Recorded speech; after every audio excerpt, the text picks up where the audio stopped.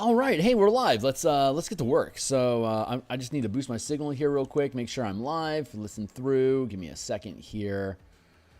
Let's see. Clickety clickety, clickety clickety, clickety. If you're already familiar with the channel and you just want to cut to the chase, you can skip forward like maybe 30 seconds or a minute, something like that, and we'll dive into today's adventure.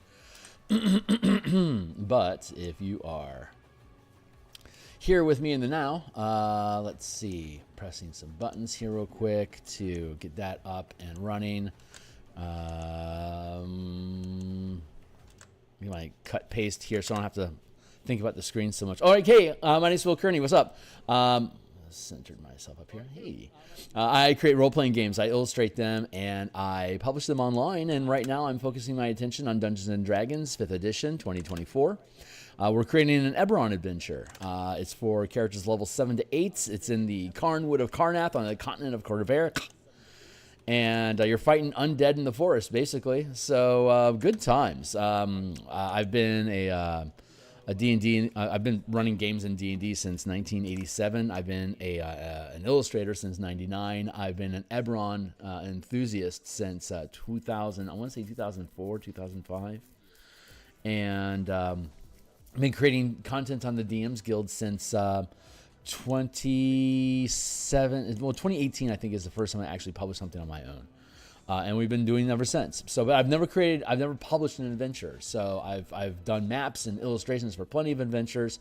I've certainly ran a ton of them and made a bunch of them, but I've never actually published one. Boy, they're a bear. So we're going through that process right now. We're doing page layouts on the side, off screen, and then the pages that are done, we can do illustrations for. This is the current illustration that we're doing, and yeah, let me fix my screen here real quick. Beep, beep, burp, burp, burp. There you go.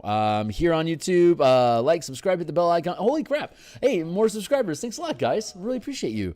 Like, subscribe, hit the bell icon for notification of when we're live in the future. Here is a full playlist of all 389 episodes. Here's my Discord community if you want to kick through. If you want to support me on Patreon, you can. But I'd prefer that you buy a book. So here's a bunch of books that I've made already. They all have free preview. Check them out. If any of them grab your attention, consider making a purchase. If you need to run them through a campaign before you decide that you want to, I use all of these things in my own games regularly, anywhere from level 1 to 20. I've ran multiple campaigns across the entire spectrum, and these things work. They legitimately work. So if you think that stuff is cool, thanks a lot. Be welcome to drop in my Discord and sharpen your knives with me. So let's see. I am happy with where the tree is at. I'm pretty happy with the characters are at, except this guy needs a better belt buckle. So let's fix his belt buckle, and then we're going to do some foliage stuff. So, buckle, there. What I need is some references. Peel those out of the way. You got an axe over here, my friend. I'm going to grab that edge there just real quick. Bop, bop, bop, bop, bop. Here. I think we're going to finish this today.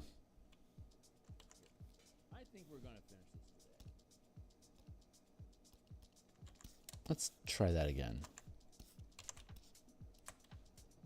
Bop, bop, bop. So that means that we'll start a new piece on Monday. I'm really excited about that. I really want to start a new piece. I'm very much content with being done. This belt buckle is just too big, so I'm going to make it smaller. He's not grandiose enough of a character to warrant such a large buckle. He's an NPC trapped in a tree that needs help down. And that's what your characters do. So you deserve it. You deserve the belt, superstar. Yeah, these guys. There's an encounter. So you start in a village along the southern ridge of the Carnwood, and there's undead in the region. So the villagers are scared. They're asking for help. You do so. They lead you. They point you in the direction of the woods where the undead are coming from. They are intimidated from going into the forest, so they send you, and while you're in the forest, you're There's many encounters that you could have. There's a bunch of optional encounters, but only one that's actually prepared, which is this up in a tree. So if you rescue, there's undead skulking around the base of the tree. So these folks are pretty much just trapped up here until they either fall asleep and fall out, which is what happened to their third companion. Broken Branch dropped him into the undead, and now he's dead as well. Probably an undead as well. And no, not yet, because it just happened when your characters actually hear the branch fall, and that's what leads them to this location. And then you kill the undead, you rescue the people, and then they point you in the right direction in the forest where they came from, where they ran into undead that they had to run from and were unable to do so. So thanks for saving us. We've been in this tree literally for a day, and these undead obviously don't have anything better to do. Thankfully, they just can't climb. So you rescue them. They're able to run back to the village. You're able to run forward to the next location, and the adventure continues. So this is just basically a signpost. There's a number of wandering encounters and optional encounters that occur in the forest as well, but this is the only one that is really necessary. And depending on which plot hook you choose for the adventure, because there's 6 different plot hooks. So the default is that you've been deputized by Fort Bastion to look into complaints from villagers about people going missing. And when you get there, you realize, oh, there's undead stuff going on. This is bad news. So hilarity and violence ensues. And but the different plot hooks that you could choose will change who's stuck in the tree based on what information your characters start off knowing, and what they need to know to be able to progress further into the adventure. So, and the way it's designed is you can either, like if you're doing a one shot or like a pro DM running a team that is just doing, like, this is the only adventure they're doing just as an excursion, then you can randomize what their plot hook is, and that will completely change what their objectives and resources and information available to them throughout the adventure. It's a lot of fun. It's a lot of fun.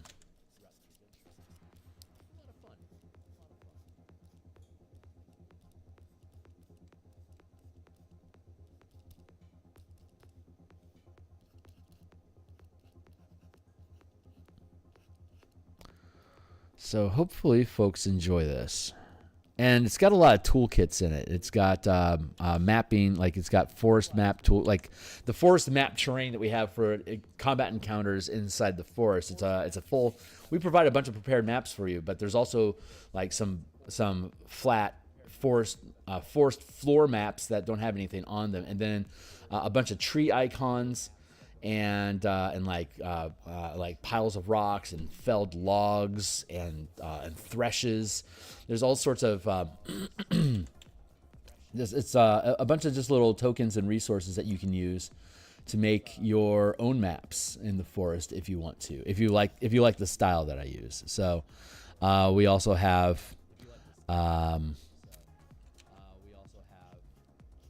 derp words.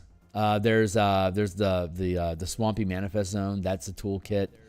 The Homesteads has a corn maze where there's undead running around inside of, if you want to fuck around in a corn maze.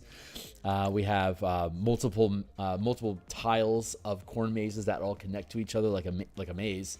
So you can have people running through the mazes or crashing through the maze because they're not hard walls. There's easy paths, but if you crash through the maze, you make a lot of noise and attract more undead to you, which might be what you want to do. So, yeah, different toolkits and little ways to design little adventure vignettes. So I'm pretty happy with how he looks. Let's get...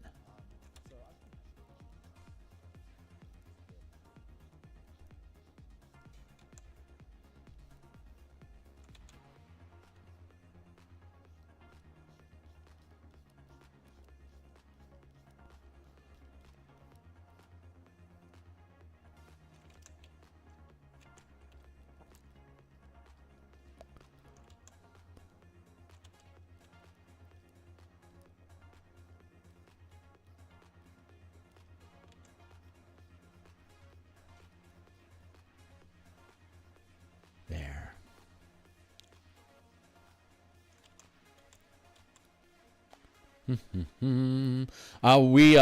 stream 10 times per week, Monday through Friday in the mornings like this. We do artwork for whatever the next book is. This is the next book that's most closest to being published. So we focus our attention. We already have the book cover. Now we're just doing all the interior art to make the thing fly. I also have some. I'm also still working on page layouts off screen. And so once the page layouts are done, I'll be working on additional art assets and just pushing pages through in the evenings when you're not looking. I'll be working on more of this stuff. So right now, the only time I have available to actually do artwork is in the mornings like this, Monday through Friday. I also do a design stream at lunch on Mondays, Tuesdays, Wednesdays, and Fridays. Pick 3 of those days, and I'll be online streaming, doing game development for. Right now, we're making an ability check system for the bastions that have been created for Dungeons and Dragons 2024. I'm a big Dominion enthusiast, so I like that they're embracing the idea of bastions, but the way that they frame it, it's if there's three pillars of adventure where combat has the most action economy, exploration tends to only be ability checks, and social encounters don't require die rolls at all if the DM chooses. It's just sharing information. The Bastion system that is in the DMG 2024 would be the social pillar of adventure, where you're basically just describing what's happened, give names to your NPCs that you hired to run your facility, and each week you tell your DM, whenever the DM gives you a Bastion turn, which is roughly every week, you just tell him what your Bastion hirelings are doing, and if they're making you stuff, the DM tells you when the stuff is done, and you get it, and then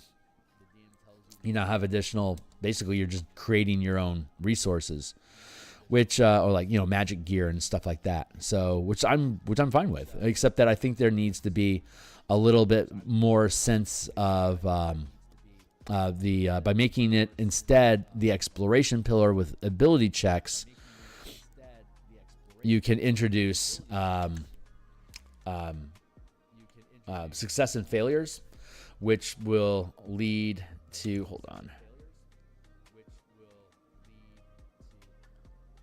assessing. I feel like this arm is a bit big.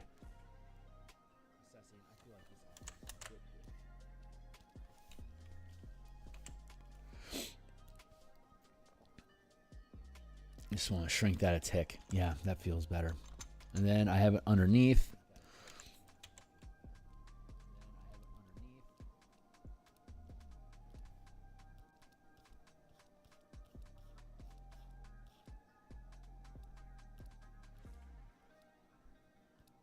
Oh, it's raining. I love it. I love Seattle. There's so much rain.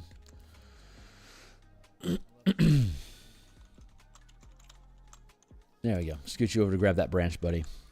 I know life can be scary. I get scared sometimes too. Grabbing trees is a good way to keep safe. Good job, buddy. Just don't let go. Don't let go. Oh, look at that. Now his foot lines up with that shadow. That's amazing. Okay. You know what? I think I'm going to let this guy go. But what I do need to do is get some more highlights behind him so he pops out a bit more. So we're just gonna let's see. Trunk, leaves.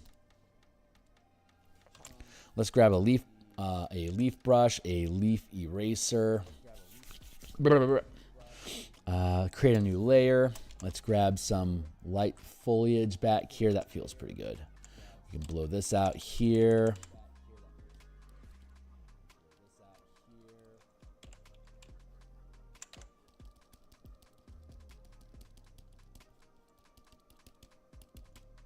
I don't want to have a lot of light behind the shirt because it's a light colored shirt, but I want to have a lot of highlight behind his head, so his hair will stand out. So this is where we are at with that.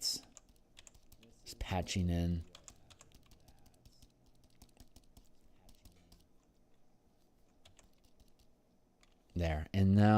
maybe I can layer over that. Let's grab a darker green. Actually, let's go with this.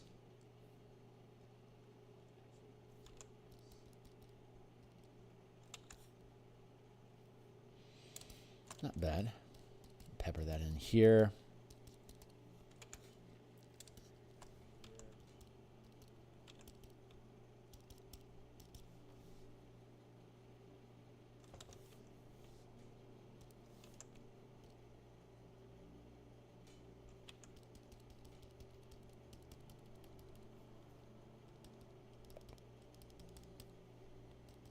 Nice, that'll work.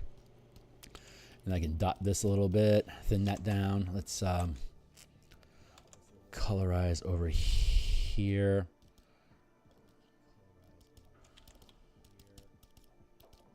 Thin that up a tick.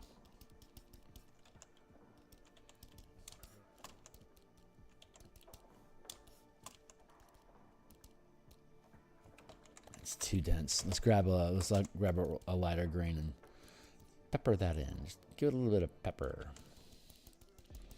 Then we erase. So we're using the same brush. This brush that we're using, you've probably caught sight of it. See, it just adds in dots. Here's a darker one. So when you layer in a bunch of dots, I have a randomizer and a size jitter. So every time I tap, it changes the angle and the size of the stipple. So I can tap a bunch of little dots in the same area, and it makes this little clump. And at this resolution, just little dots is all I really need to be able to get across what it is that we got going on here. Oh, this is conveniently placing because I actually need some density over here. And then we poke at it with the same type of eraser at a low opacity. Low opacity. So every time I erase, it just strips away just a bit of the pixel information. So we're able to create this layering effect like that. But it's a little sparse over here, so I need to increase the density of stuff across here.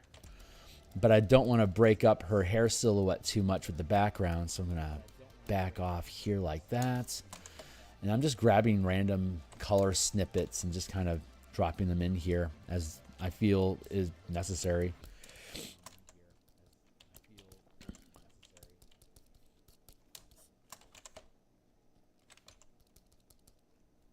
So like, let's grab that there.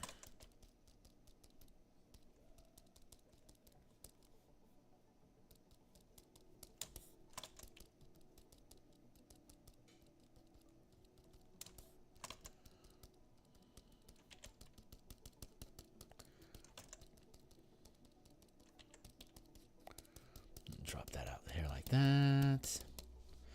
And where is that coming from? Is there a trunk that I have in here? Text trunk. Where are you coming from, buddy? There it is. So I can erase this line here. Don't need you anymore. Any other vestigial limbs laying around up in the forest here? No?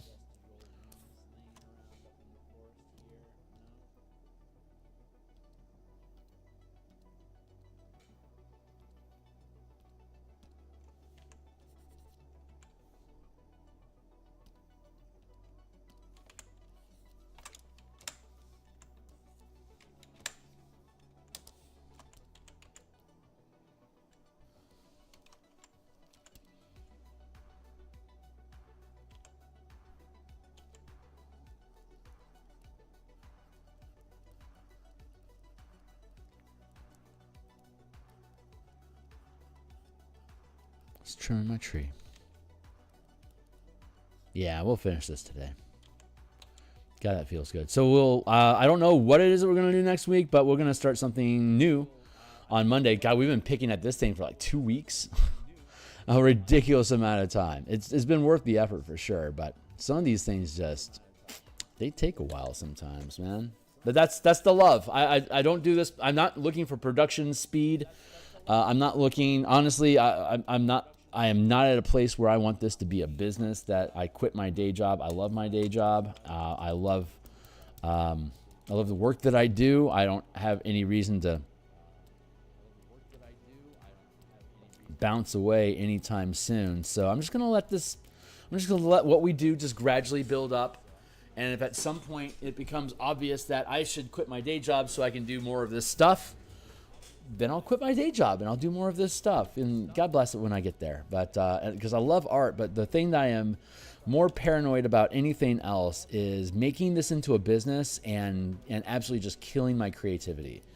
I am paranoid about that. I don't want to get it to a point where I'm like, you know, self-fulfilling my own prophecy of dread. It's just something I want to remain cognizant of. I have so many times in my life gotten excited about an idea and jumped in with 2 feet without really knowing what the hell I'm doing. And it ended up causing me a lot of trouble and wasting time for just being too enthusiastic about too thin of an idea. So as I get older in life, I become less, I become more averse to risk. I think that's the right word for it. But the one thing that I've always done in my life is just keep painting. So I'm just going to keep painting. And if the muse decides that this is supposed to be my daytime job, she'll either take my current day job away from me and force me to do it, or she'll make it so overwhelmingly obvious that I should do it otherwise. But not through inspired emotion. Instead, it just has to be some sort of obvious, like when I start doing Kickstarters, if it blows up and I make, you know, $100,000+ off of a Kickstarter project, then yeah, okay, maybe I can quit my day job. We'll consider it. But if everything goes well, I can potentially utilize this time for me to build up a decent nest egg to become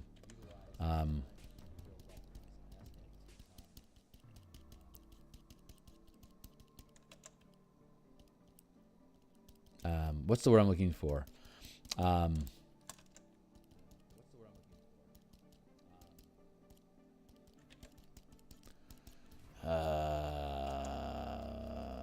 Inflation proof, I think, is probably the word I'm actually looking for. Because this is a side gig, so it helps me put things to the side, pocket some extra cash each month, throw into investments, grow my personal portfolio of me.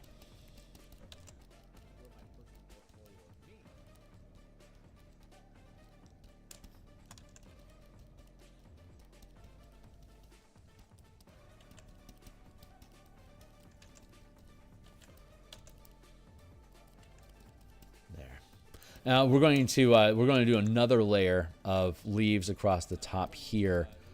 Obviously, it should get, in one sense, it should get darker at top, and in another sense, it should get lighter, because as you look up into the sky and see the sun, it would, that's where the light would filter through. But there's also a density issue.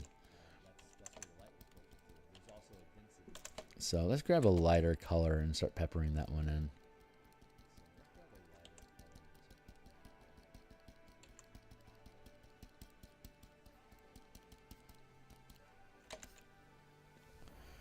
And let's add another layer for the lulz.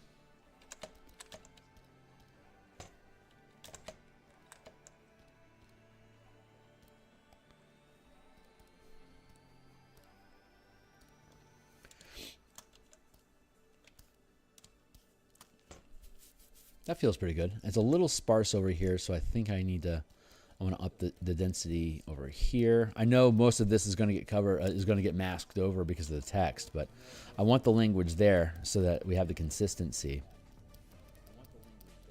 There, like that. Bring that on out.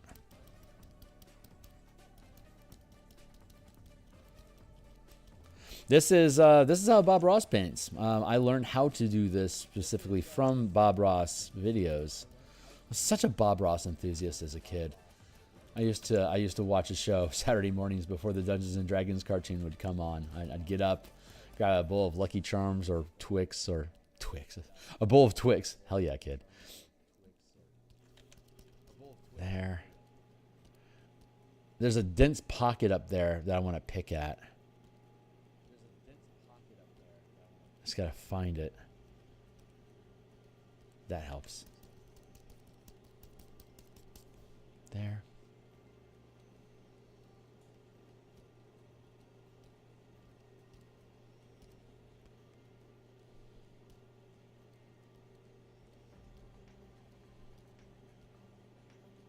That looks good.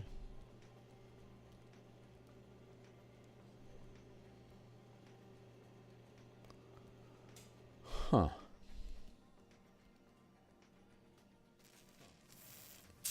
Interesting. All right, we're going to let that sit. Bring this in. Let's grab this.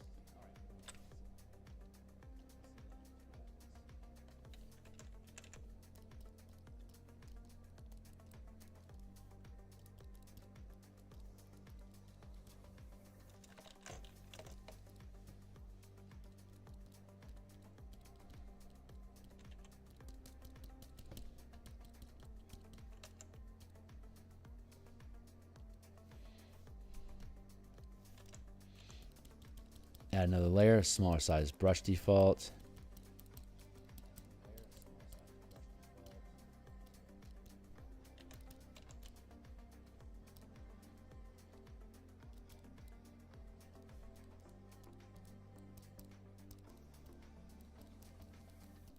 Once I get the lighting proper from the branches or the leaves that we're adding in, we'll be able to shadow the branches appropriately.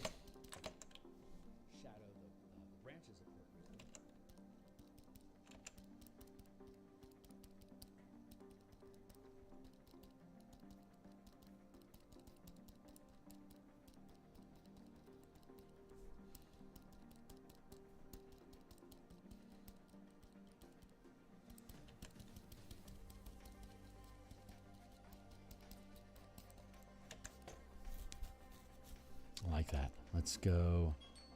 Hey, timely timer. That's our first 20-minute block. Holy shit, we're doing great. Okay, so 45, tack. Okay. Let's go to our trunk.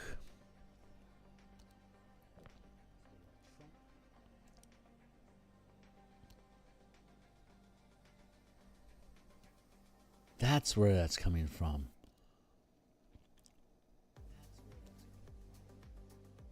Thank you.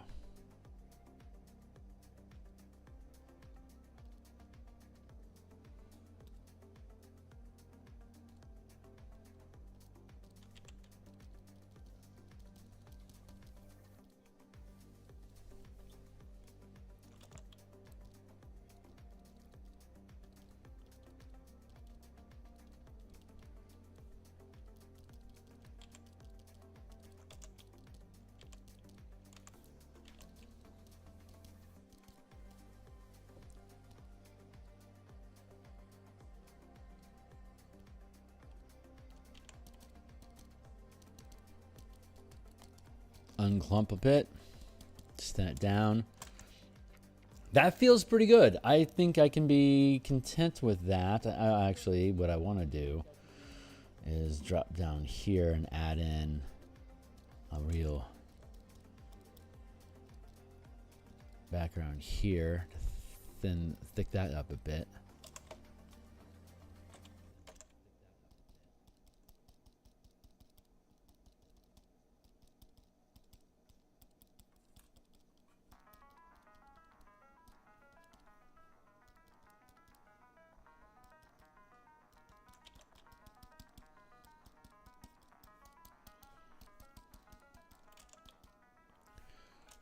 Yeah, that feels pretty good.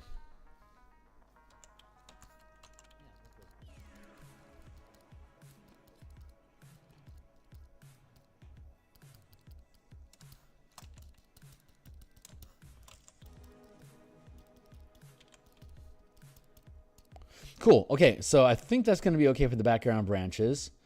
Now we can push back into the trunk and darken that up. So we're going to switch back to our normal round brush.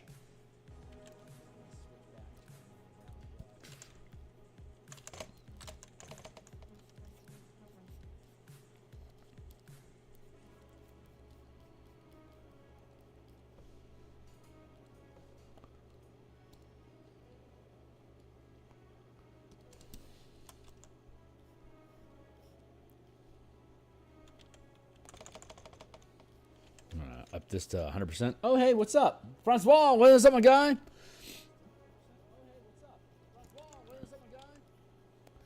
Going to be here.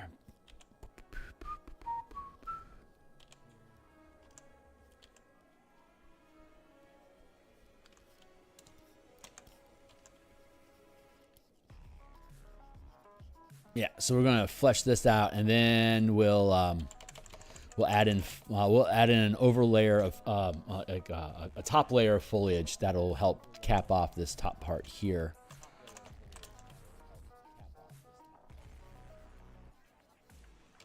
So this is all probably gonna get concealed with leaves, but I'm going to extend it out just so we have the language here, so we know it's around. Here.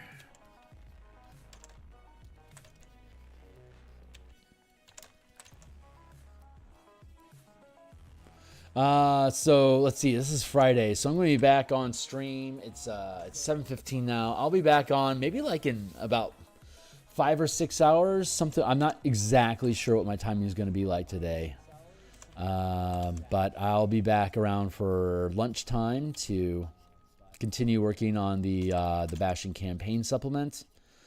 And this weekend, when I stream for brunch, I've got, let's see, what do I need to focus on? I need to do, I'm going to do my own campaign prep here on stream so you guys can see how I'm currently using the Bastion system in my own Eberron Spelljammer campaign. And it's using the alternate mechanics that I was developing for an independent D20 light system. So it's going to feel a little different from the Bastions that we have, but it's also going to look really familiar. The fun thing about game mechanics is that they can't be copyrighted. So when you have an idea that you love, you can express it in a number of different game system mechanics. And like for example, DMsGuild. If you publish something on DMsGuild, it's kind of like it's in jail there. Like that's you're basically giving publishing rights to Wizards of the Coast for the IP that you're using, which sounds like a really bad deal for a business. But all the things that I'm doing on DMsGuild is stuff that I've fantasized about doing since I was like 16 years old, when I just started to really get serious about doing artwork. I always dreamt of making content and painting and stuff for Dungeons and Dragons. Back then it was TSR. And so the DMsGuild was pretty much built for fanboys like me, who are willing to share their ideas in the Wizards form with the Wizards IP. Like all the color mana stuff that I do is because Wizards of the Coast owns Magic the Gathering, and they have Magic the Gathering themed settings that they've published for D&D, but they didn't include any of the color mana mechanics that made Magic the Gathering so famous.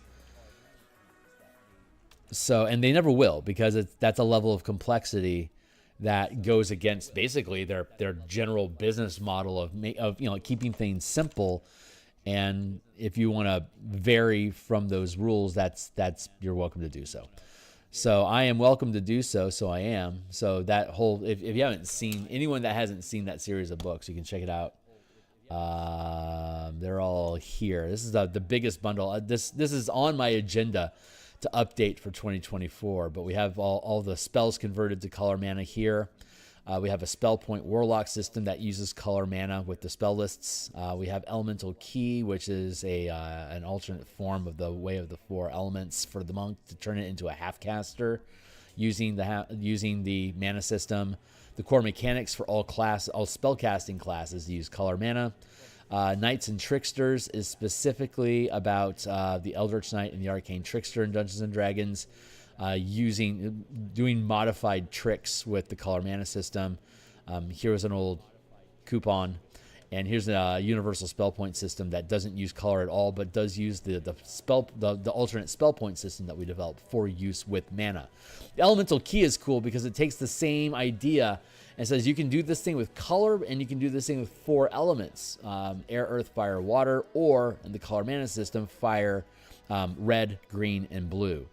So you either have air, earth, fire, water, or red, green, blue. That's how that works. So paradigm, like red, green, and blue are like the 3 elemental colors inside of Magic the Gathering. So they also have white and black, which are kind of like divine and profane. And then the 3 middle colors of blue, green, and red kind of fill in all the elements. So there's a lot of different other type of parallels and relationships that colors have in different philosophies. But from like the Inner Planes elemental world, that's kind of how the 5 elements break down.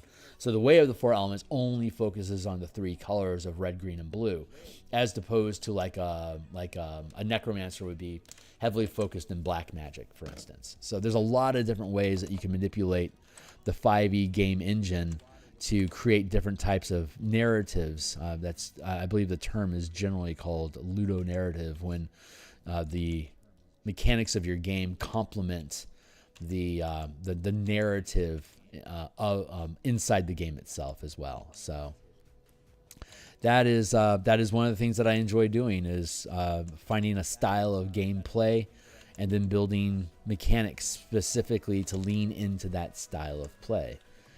A lot of people say, if you want to play a different type of game, play a game that's built for it. But I generally find that if you're playing one sort of game, and like for example, heists. I'm a big fan of The Magician, of Magicians. That's a TV show that it was a series of books that was turned into a TV show that was on Sci-Fi originally, and is currently on Netflix. It's going to leave Netflix on the 14th, and there's 3 seasons.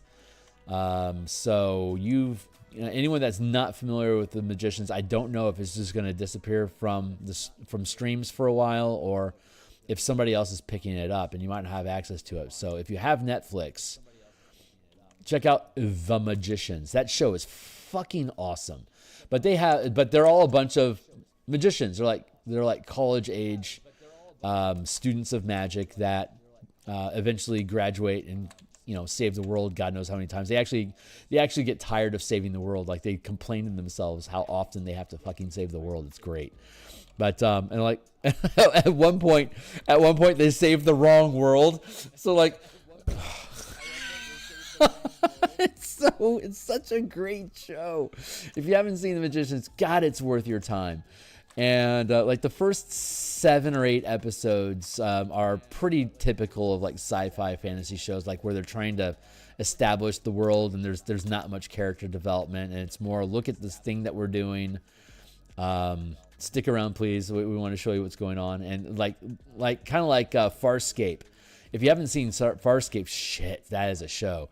But it very much suffered from that same effect of like, we're just throwing a bunch of stuff out we're throwing a bunch of stuff at the viewers to see what the world is all about. And if we last long enough, we'll actually be able to get into character development. And they did, and boy did they. That is an acclaimed TV show. Magicians is also super killer, but the reason I bring it up is because most of the time they're running around fighting big bads and solving mysteries and stuff, but they've had a few time loops and heist mysteries or heist missions during the course of the show. And so like if we were playing The Magicians and it's not a game about heists, what if you want to do a heist mission in your Magicians campaign? Do you stop playing your current game, or do you figure out how can you accomplish a heist mission inside of the game that you're actually already playing? It's like when people say, you want to do a heist mission, you should just play Blades in the Dark. It's like, no, I don't want to play a heist game. I want my heroes to play a heist. Like a heist. We're going to get back to dungeon delving here like in 40 minutes, but right now we have a heist to do. So what are good, like you can develop easy, good mechanics for 5e to simulate like fun heist effects. I've done it a number of times. I won't bore you with those details right now. I'll bore you with those details at a different time. I have to thin down this trunk. Hey, what's up? Fair, man. Very fair. Fair, man. Very fair. Well, if you ever had the gumption to do so. Magicians is a good place to sit.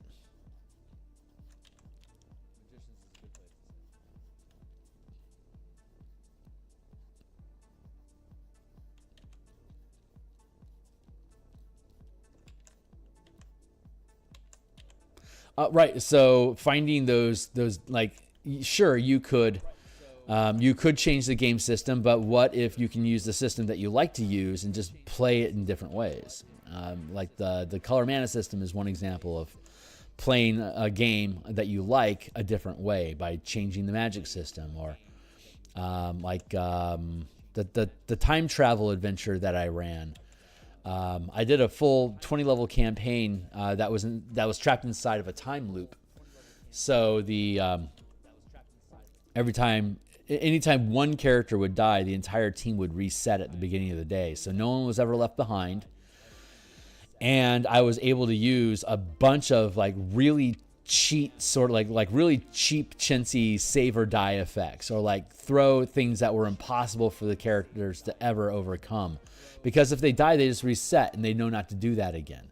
So you can completely change. Like I made a Metroidvania style campaign out of that, where as they would overcome challenges, that was so great.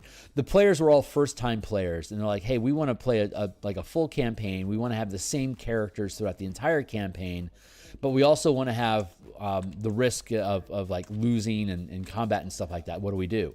That's how I came up with the time loop campaign idea, where you could experience losing over and over again with the same character, and that became our frame of gaining experience points inside of the game.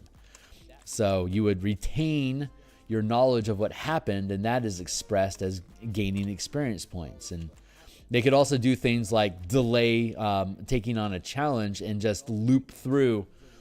They could like loop through the same effect again until they learned the pattern. Like if they needed to break into a place, like for heist missions and stuff, they could spend time learning the patterns of the people that they would need to get around and eventually get it right. So you could, instead of having them run the same mission over and over and over and over again, I would allow them to like research the task and stack up a bunch of inspiration dice, so that when they ran into a problem, it's like, oh, I remember this. That would allow them to re-roll that die to potentially succeed again. And if it didn't, then it's like, crap, we didn't remember this one. Can we get through this alive?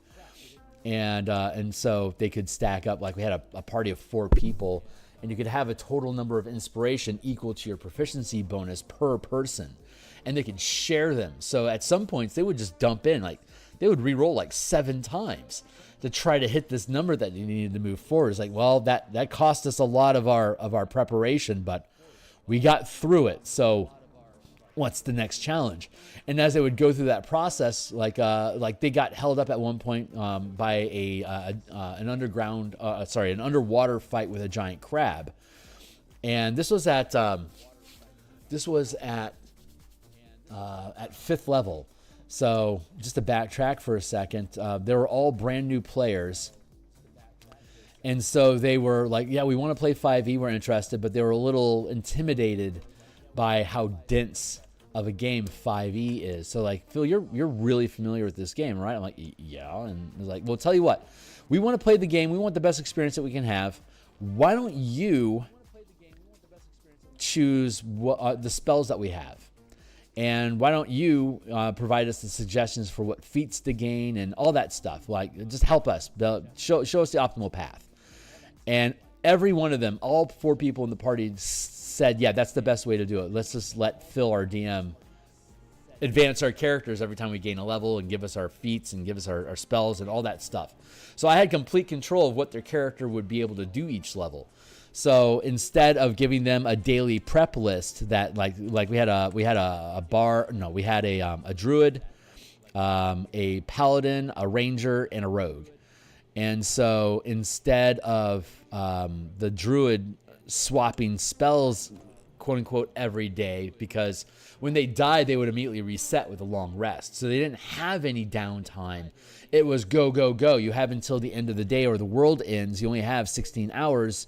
How much time do you want to spend on prep? And it's like, we don't want any. Okay, well, great. So instead of the druid being a prep caster, I made the druid a warlock using druid spell lists and using invocations to provide various options for wild shaping.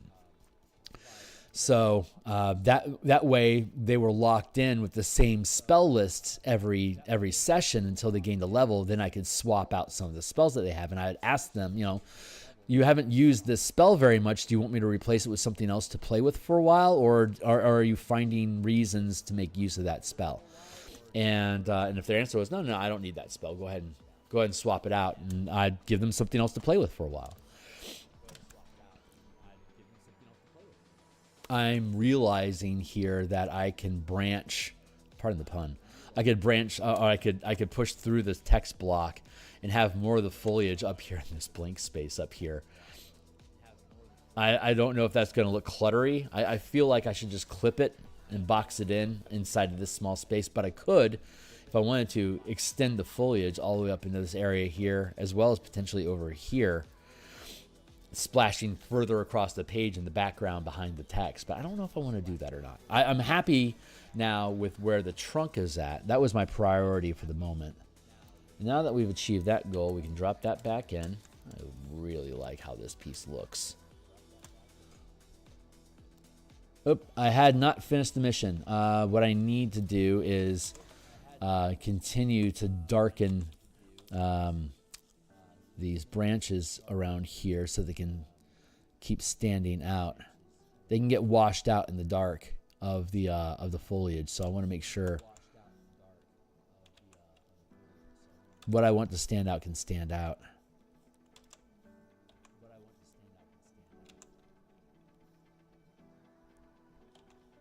So when the team, like I was talking about, there's this giant crab underwater they had to fight. They had to get past the giant crab to be able to move on to the next part, the next objective that they wanted, required them to defeat this giant crab.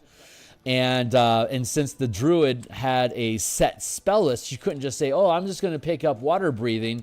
She didn't even know there was water breathing because I hadn't given that to her as a character.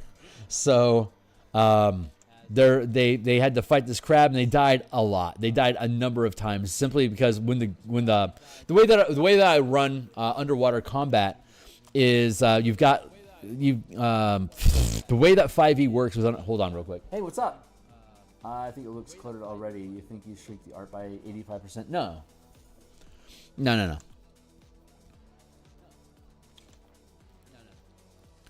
You'll see it. We're going to use a masking layer to have the text pull forward, so it should fit fine. But the way that underwater combat works is that you can hold your breath 1 minute plus 1 minute per ability modifier.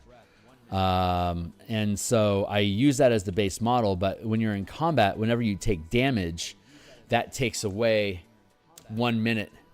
Every time you take, so each minute is broken down into 10 rounds of combat. So if you have a +3 modifier on your constitution, you've got 40 rounds of combat. Your character can sustain themselves underwater without risk of drowning. But the way that I run combat is when you take damage, each point of damage you take reduces your air supply by 1 round. So you might not be challenged by the creature individually, but if it's dealing damage to you, it's taking your breath away. Literally, it's taking your breath away.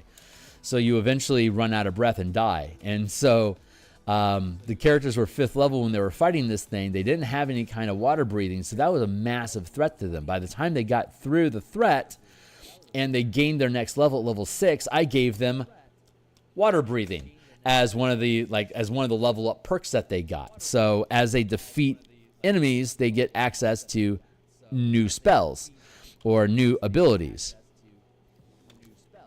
So in that sense, it was a very much a Metroidvania style of gameplay. Worked out really, really well. Let's darken that up a bit.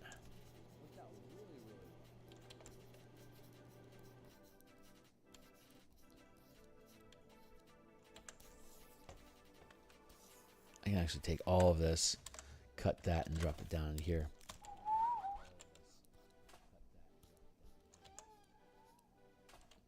I'm going to use a masking layer here to block off the text.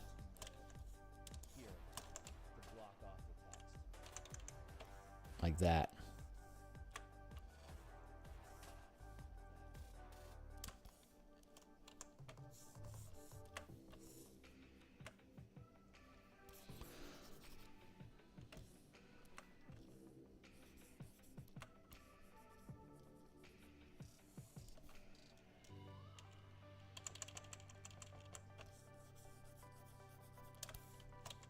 So I'll make a hard edge here for the moment, but I'll end up mixing in.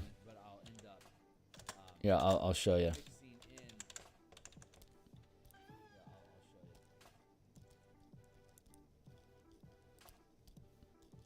You can do stuff like that, so I can blend in the leaves with the masking layer. I can make those work together to create neat spaces that surround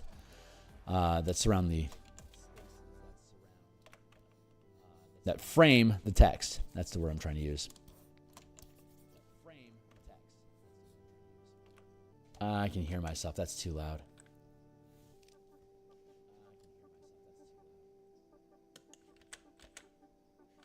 Good.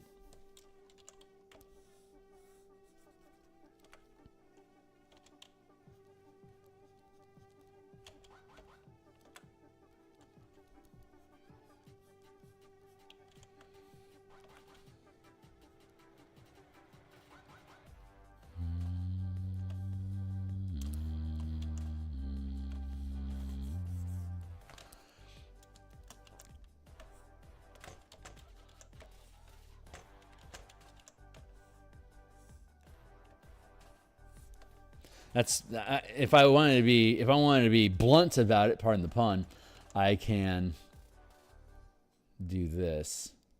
Well, a beveled edge isn't blunt, pardon, unpunned, but that's how I can frame the piece. Then I can get artsy about it and break the frame and push the frame down to. But this is ultimately this is all of the illustration that you get to see. So.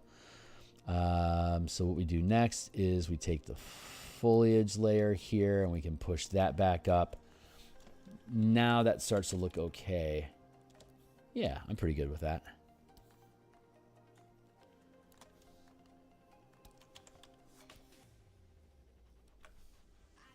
Smooth out that edge there.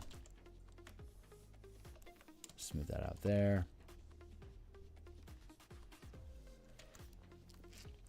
So the next thing I want to do is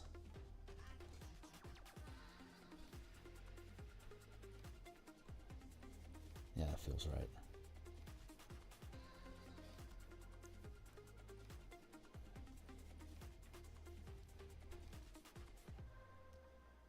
Trash layer. Buff.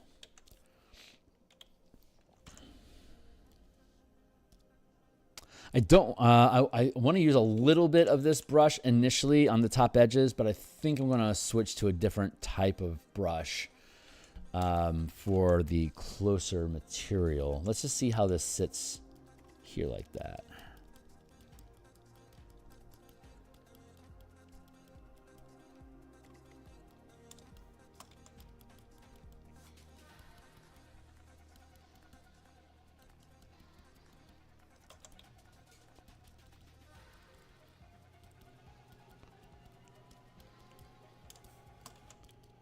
There we go. Doesn't have to be anything too complicated. Just want to fill in. Oops, that feels like a masking issue. Yep.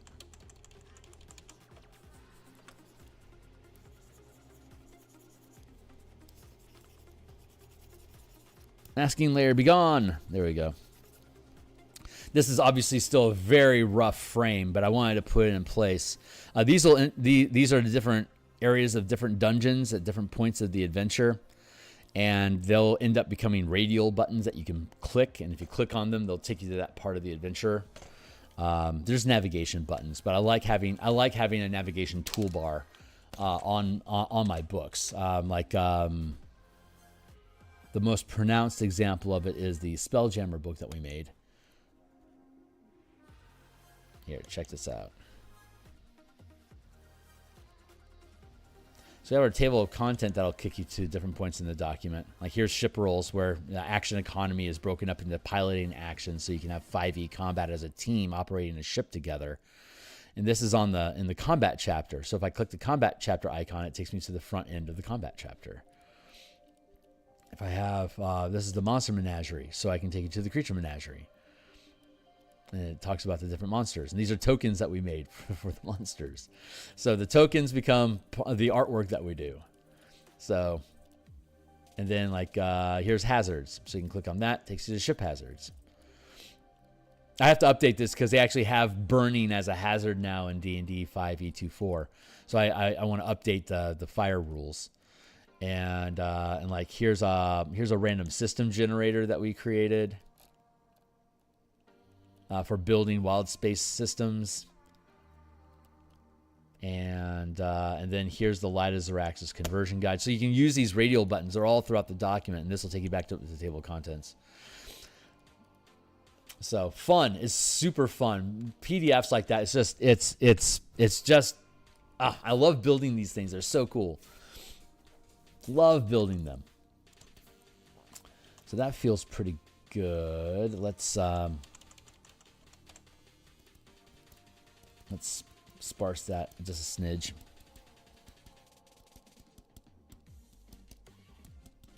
Like that. All right, and that's so can we get away with what I can do is I can wrap this entire piece inside of another folder.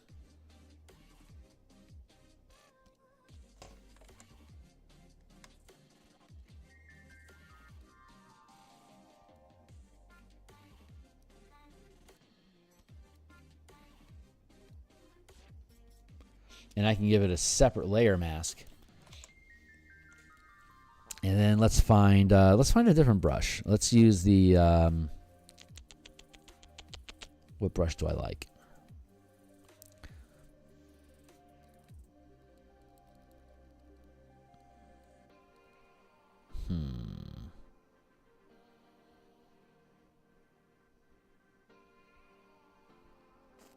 What's grabbing my attention?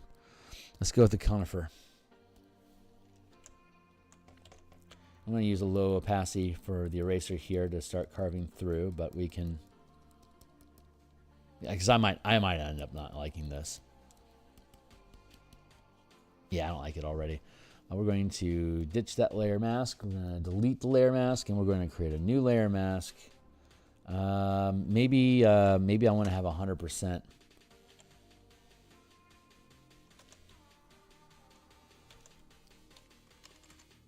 Let's see how this plays.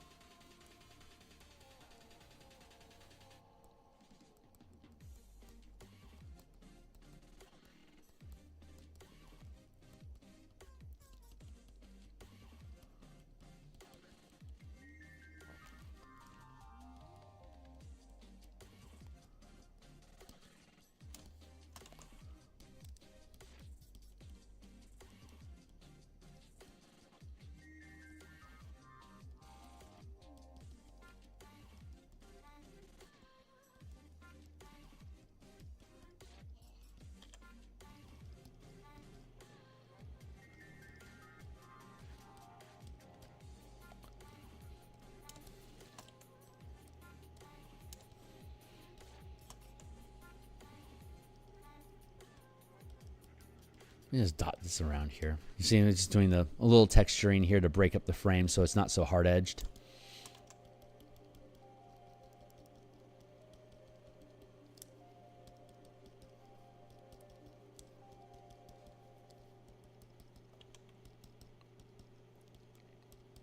And we just use that spin stipple to have the same sort of pattern of leaves, but it's a negative, but by erasing it becomes a negative space that we're carving into instead of positive.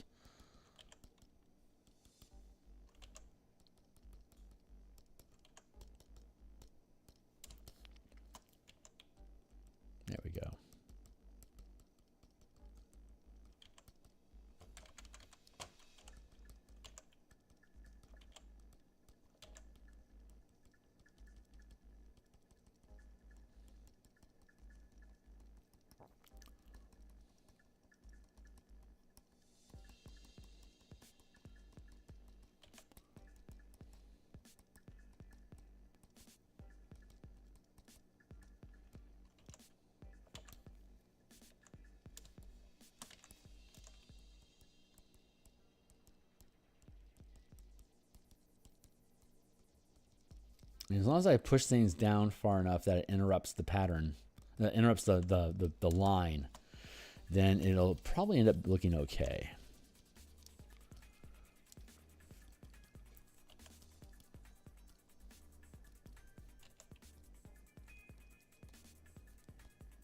There we go.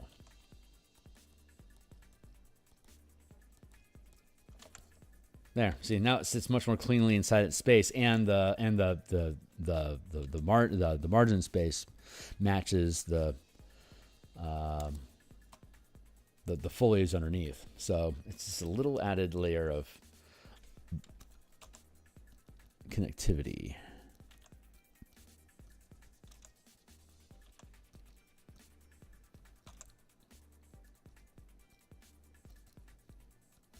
There we go.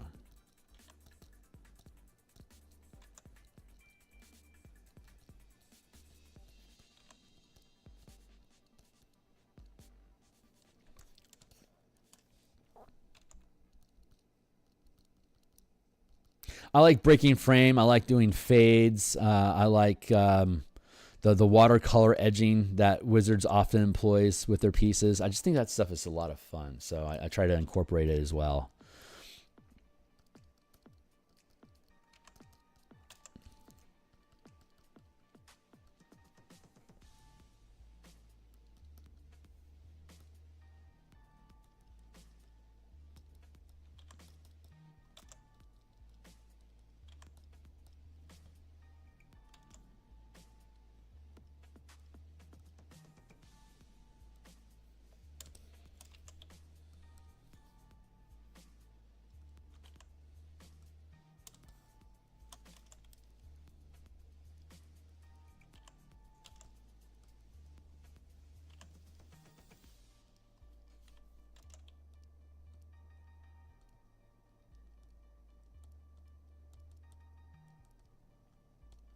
There we go.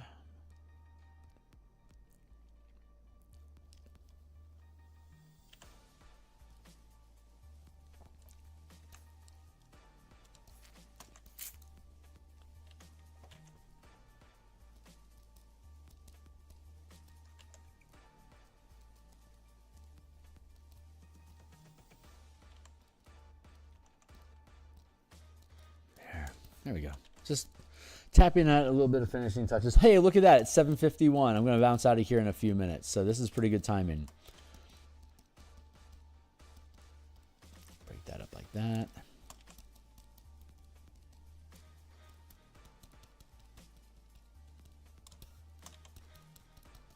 Yeah, I think I'm going to call this piece done. I could peck at it forever. But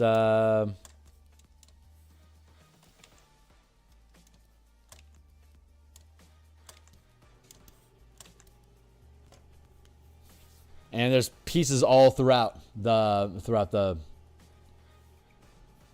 different corner. Like I can segment off little corners like that. I can leave this space free over here. That's fine. Ooh, I should probably fade this down a little bit more just to fade out.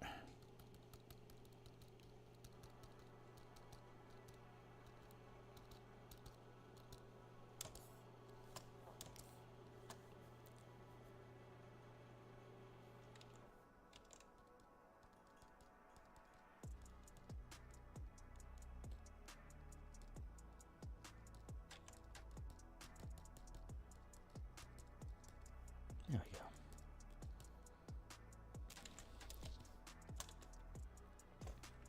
Yeah, okay, I'm gonna leave it like that. I am officially content with this piece. So I will I'll probably post it online. I'll post it in my Discord for sure. But otherwise, when we come back on Monday, we'll start we'll either start or dive into a different. We'll do something else. This piece is done for now. And then today at lunchtime, I suspect in about 4.5 hours we'll be back online, continuing to work on the Bastion system. That timing might be a little frayed. It depends on what my day schedule ends up looking like, but I think the timing for that's going to be good. So, yeah, there we go. All right, that's it. Hey, thanks for hanging out with me, Francois. Anyone else that's checking this stuff out? Yeah, swing by, say hi. I'll be back soon enough. I'm here at lunch, and then I'll be back tomorrow, and we'll be working on my own campaign and